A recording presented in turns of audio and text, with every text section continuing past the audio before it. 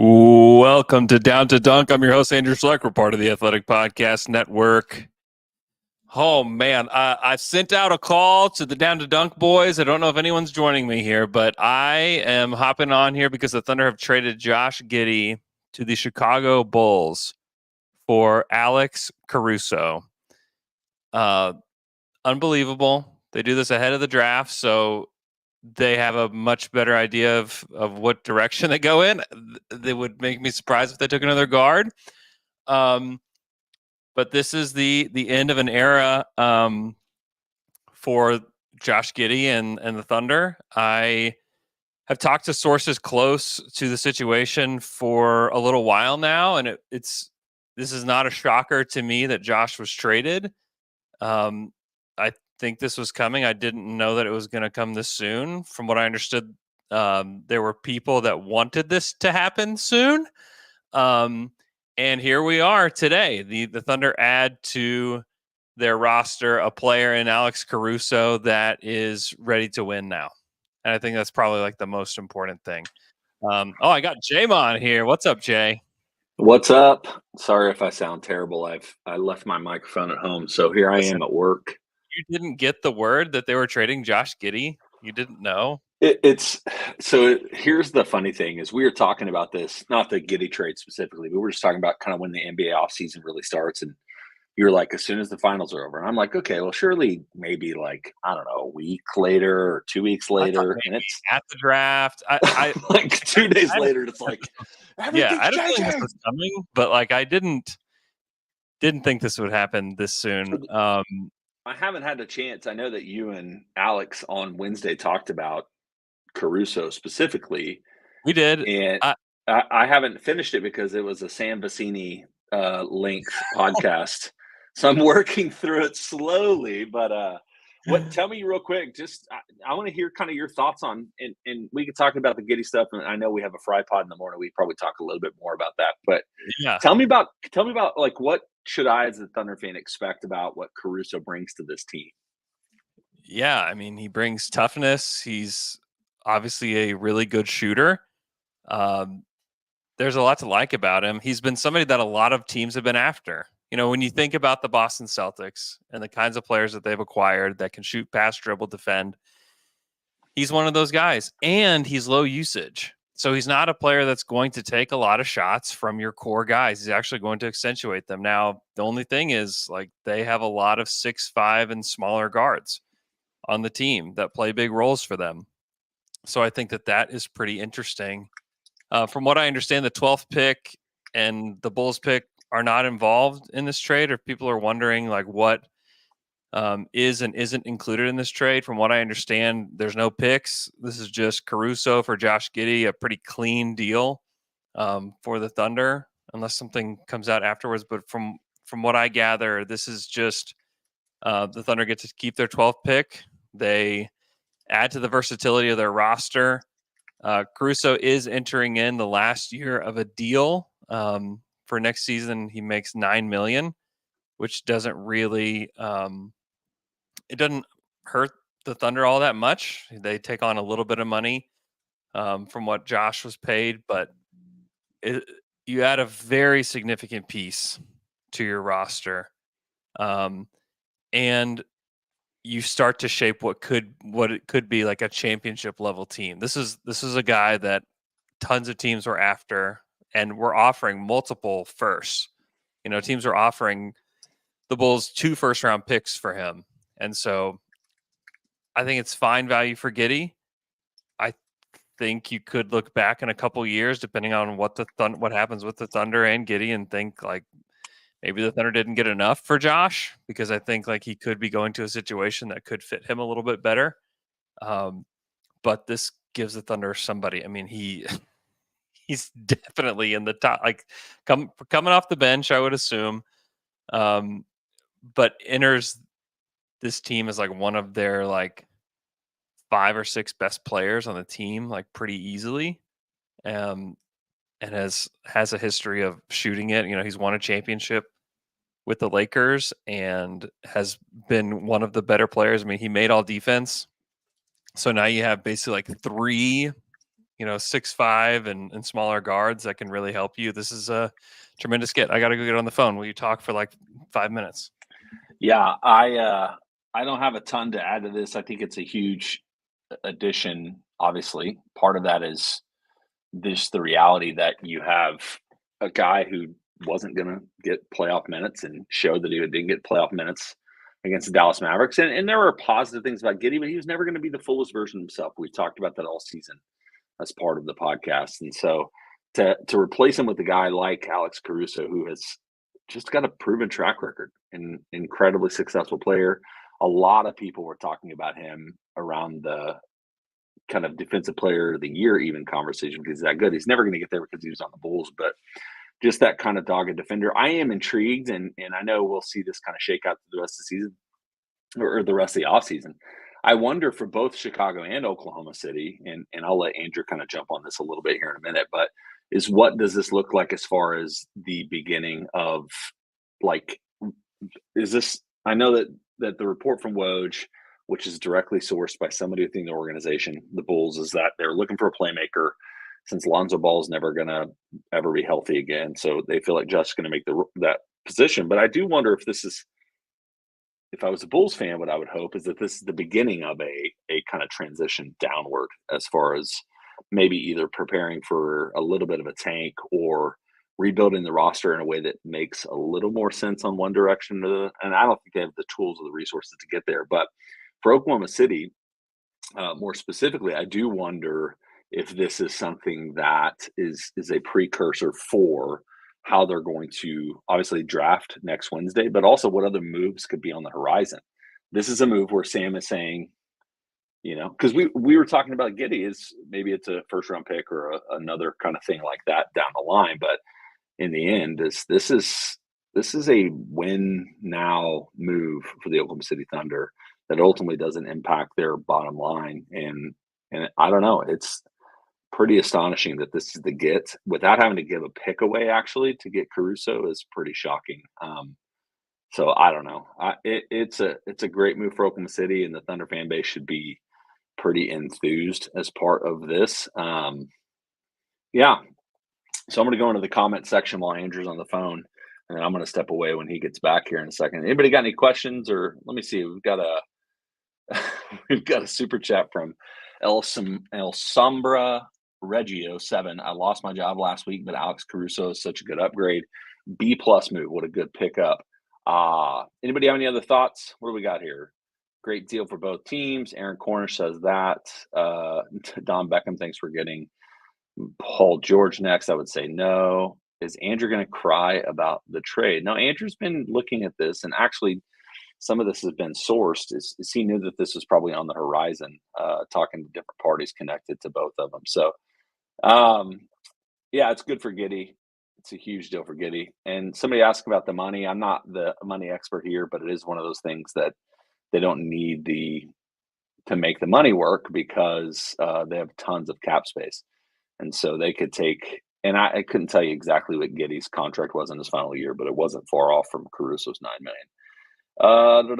What else we got? Oh, they want to extend Caruso. It's also one of the fun things has been just the reality that Caruso was on the Blue back in the day, and actually was under Mark Daigneault as the coach. And Alex just shared this. I'm going to see if I can copy this and put this in the chat here, see if I can throw it up there. How do I do this? Let me present something. How about nope, don't want to do that. So, but yeah, you can find some pictures of Caruso playing for the Oklahoma City Blue back in the day.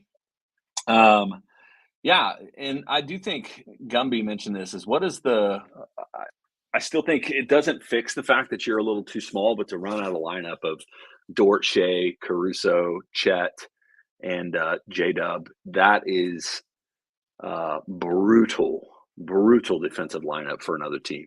And it's going to be, I don't know, this is what you were hoping for from Sam as he heads into this and off season, and to figure out what they're going to be going forward. So anything else? What else you guys got?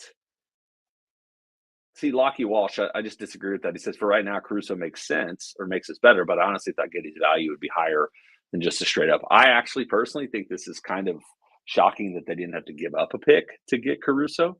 Uh, Giddey's value is not huge. Yeah, I don't know. If they had Hartenstein, this could be a championship team. I still don't see them going that direction with traditional big, but what do I know? Uh, yeah, and I think Andrew mentioned this earlier in our conversation is Alex Caruso is most definitely not he's used to being a role player. Not going to come in and have high usage or demand the ball. But I can't believe that a top 5 defense is just added one of the premier defenders in the league. And by all accounts, it's just just a guy that's kind of willing to do anything to help a team grow. Yeah, and I think so. Bala mentioned this in the chat as well. Does this make draft night more interesting? I thought they'd go for a 3-and-D depth. I can't imagine that they would not try to find some size as part of that.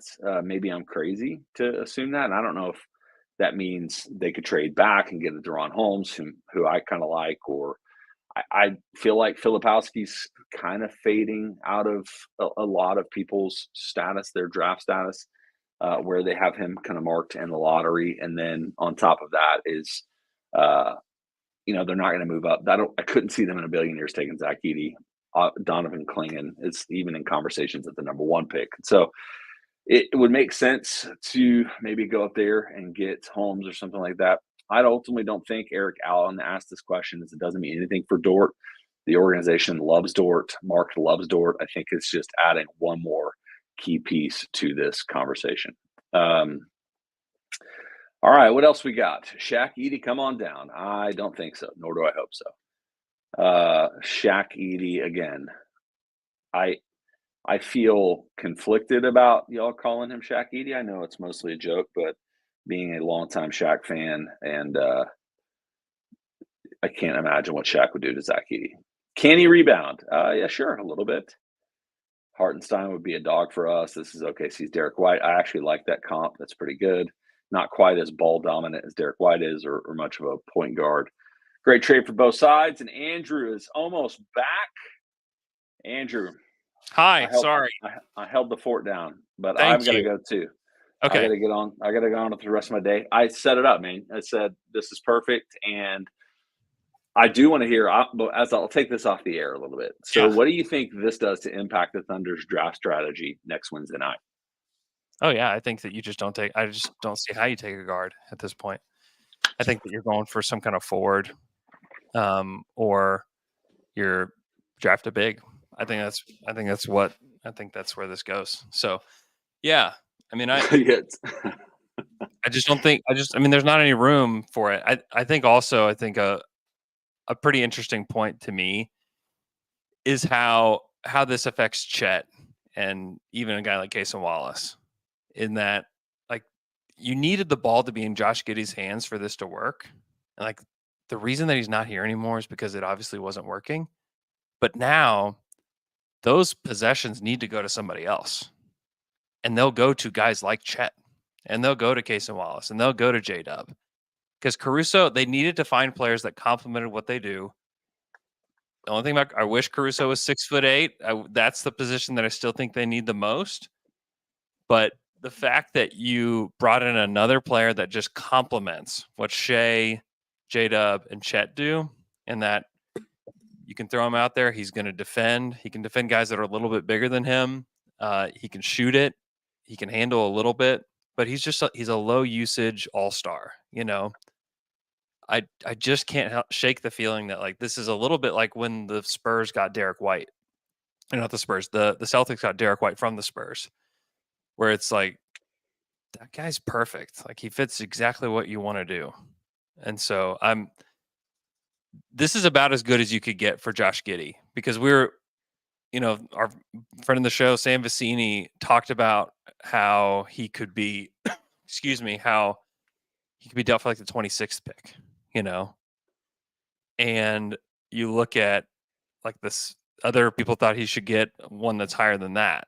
Like, we talked on Slam and Jam, and Fred talked about the second pick. Like, both those aren't great. The second pick would be tremendous, but I don't think you're getting the second pick for him. And the 26th pick would have just felt really bad. Now you look at this deal for the Thunder, Caruso. I mean, we're talking about 2 first rounders for Caruso is like the value that people are talking about for him. And so that's tremendous value. If you're thinking that he's worth 2 first rounders, which a lot of teams were, and they're going to be protected first. These aren't like 2 unprotected first round picks. But it's really, really good value. I have a couple super chats. And if you want to ask a question. We'll all hang here for a little bit. We can talk through this a little bit more. I appreciate you guys subscribing and being here. If you could, we got tons of people in the stream. This is so much fun. Please just like the video. That's all I need you to do right now is like the video. Would really, really appreciate that. Couple super chats. Untouchable Raider 1960. The Bulls front office is so bad.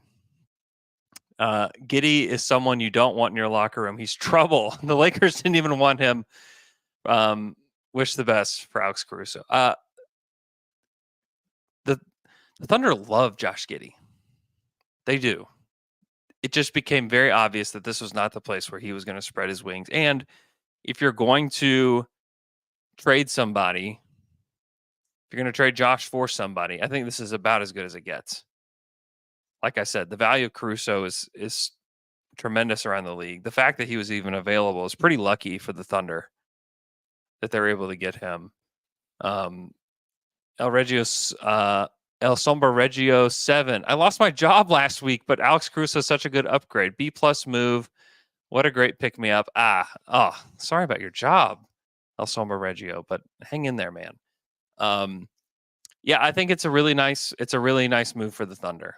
I think that he is a guy that the Thunder have liked for a long time. Very obviously, the dude played for the OKC Blue.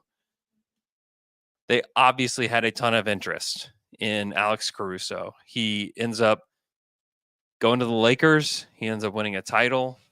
2-time all defensive player. This is a tremendous get for the Thunder. I mean, he shot 40% from 3 on almost 5 attempts last season. That's really good. And he's low usage. I mean, you look at his usage rate through the years. I mean, he's at 14% usage, 11% usage. And yet this is a guy who on a bad Bulls team, a Bulls team that's just like scrapping and clawing just to get in the backside of the play-in. I mean, he's a positive plus 2.5 box plus minus. He's a plus 2.3 VORP. Like he's impacting winning. And like the stats say it. His steal percentage, best in the league. I mean, that's how the Thunder like to play. They like to play fast. And now you have another guy that can help be disruptive, whether he comes off the bench or they find a way to start him. I don't know. But man, just to think about adding a player that is low usage, that shoots threes at a pretty high, I mean, that's a pretty decent volume for him to get that many threes up when he's not really shooting the ball all that much. Shot 7 times per game last year, field goal attempts. He's basically 5 of the 7 are threes, which is really, really nice. And he's just a tremendous defender. I mean, it's tough to find. I mean, he is the definition of a role player and like one of the best role players in the league. And to bring him here, a guy that the Thunder, I mean, they've wanted to get him back for a while. He is 30 years old already, but listen, you're number 1 in the West. This is a signal to the entire NBA. The Thunder are ready to compete. And they're going to start pushing some chips in. And the first one is trading their 6'8" point guard that did not fit for a 6'5" guard that is made the all defensive team twice and is a 40% 3-point shooter. He's going to fit like a glove with these guys, and he can play next to anybody, can play in almost any lineup you need him to. The fact that just look at the West and the number of guards that are good out there. Now, The big position still needs to be filled. The backup big position, I think, needs to be filled, and I think that they'll figure that out as the summer goes on. But this being your very first move of the summer, it's a really good one. I think this is really good value for Josh, and also it's a good move for Josh too. Like, he needs to be somewhere else. He was never going to become the player that he is. I believe the Thunder think he can become a really good player and could even become an all-star level player. I don't think that this is saying that they don't think that he could. I think this is just saying they don't think that he can become that in Oklahoma City. And that became increasingly clear as the days moved on. And also, and not that this was part of the deal, but you deal him to the Eastern Conference. There's I had heard that San Antonio was interested in him. How sick to your stomach would you be if he goes and plays with San Antonio and San Antonio becomes this contender and he's like averaging 10 assists to Victor Wembanyama every night? Yeah. And then you look at, I think the Utah Jazz or another team that had interest in him. I mean, who knows about the Jazz, but I mean, then I think Washington did have some interest in him as well. I don't know what the interest was in making a deal with Washington. That was something that we had talked about on the show, but Chicago really wasn't on my radar, mostly because the Chicago Bulls haven't made a trade in years. In literal years, they have not made a trade. And so it's surprising in that way. And that he's a guy that consistently was on teams' trade wish lists in Alex Caruso, and he is now a member of the Oklahoma City Thunder, and they didn't have to give up any picks to get him, which I think is also a good signal. One, I think that obviously the Bulls value Josh and what he can be, but if you're the Thunder, you get to upgrade your roster. You trade a player that didn't fit for a player that fits very well. And, the character checks out. He knows the organization. There's just so many good things about it for the Thunder. I still think they need to get a bigger wing. I still think that there needs to be some adjustments to the roster. This is not like the finishing touches. They've got a pick for the draft. So I think it makes sense. It makes sense for a team that's ready to compete today. Hey, listen, the draft just got a little bit more interesting. We will have a Fry Pod tomorrow where we'll break more of this down. We will discuss his Alex Caruso's fit. We'll talk more about the draft and who the Thunder could go after. I do have a draft special that's coming out that I've been working on all week, of course. And people talk a lot about a lot of different players. I still will release the draft special as is, but you'll have to know that we didn't know about the Alex Caruso edition yet. I am going to record with Sam Vecini later, so we will have that lens to look through for sure at this point. So that won't completely tarnish the the draft bonanza, as I'm calling it. Any concerns on injury history? This is from Dylan Strubble. Let's take a look at the games played log. He played 71 games last year, 67 the year before, 41 in 21-22, 58 with the Lakers in 2021. He's had a couple years with injuries, but the last 2 years he's played in quite a few games and has made all defensive teams. 10th in defensive player of the year voting last year, 11th the year before. Made all defense the first team 2 years ago, second team last year, or this current season. Yeah, I don't think so. I really don't think so. I don't think there's any concern there with him. Let me make sure I haven't missed. Oh, okay. Andrew Baxter, does Hartenstein look less likely now? I don't think this affects that. I think the interest there is real. I don't know how substantial the interest is, but the interest there is real. but I don't know if that's like the 15th thing on their list or the second thing on their list. I don't know. This was obviously thing number one to get done and to get it done before the draft, so you have a better idea of what you want to do there. I would say more moves to come for the Thunder. Bryden Schmidt just gives me $1. No question, just $1. Thank you, Bryden. Appreciate you, buddy. Okay. Let's see. Tanner Stack, another super chat before we get out of here. What would you have ranked Caruso in your 1 to 5 rankings? One, I didn't think this was very possible. I didn't know that he was available. I probably wouldn't have thought that you could just get him for Giddey straight up. I would have thought that you'd have to give something else to get him. I'm not like in love with the fit because they have guards that do this stuff already. They have Dort, they have Kesa Wallace, they have guys that do this already. So it's not like a obvious like upgrade in a particular spot. It's an upgrade for the roster overall. I can see the vision. I still think they need a big forward. Like I still think like that is still the case. But again, low usage, not taking shots away from your big three, actually helping your big three and adding to your big three. I just think this is I don't think there's any reason for downside here, and adding a player that fits and can shoot. This team was one of the best 3-point shooting teams in the league last year, if not the best. Adding Caruso to that group and taking away Josh Giddey, who was taking threes and really trying to make the best of it and really doing all that he can to fit in the role that he needed to for the Thunder, just couldn't make it work. But giving Caruso those threes in place of Giddey, holy smokes, guys. And Caruso was 40% from the corners, 40% overall last year. Took a big chunk of his threes from the corners. Over the last 2 seasons, he was 40% from the corners. And he's going to get higher quality shots than he got in Chicago.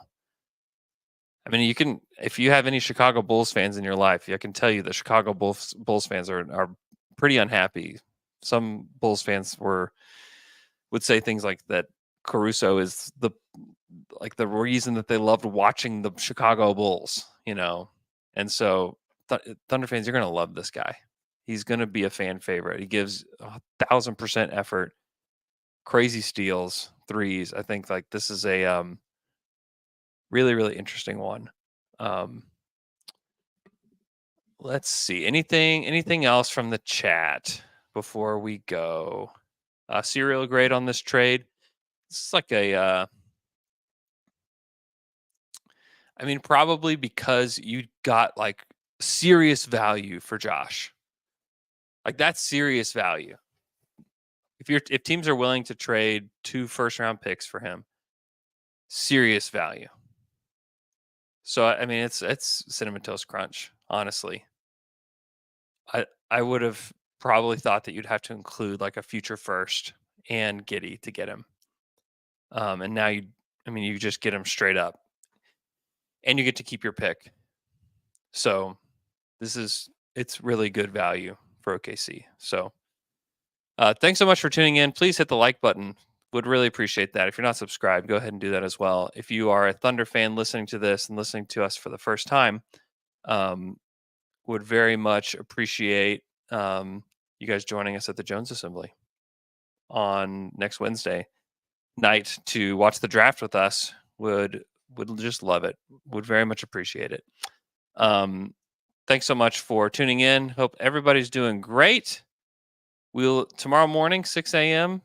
Usually we start like 6:25-ish. We'll be live doing the Fry Pod. So I'll send out for questions there, and we'll answer TQs. We will discuss everything. Would love to see you guys all at the draft party.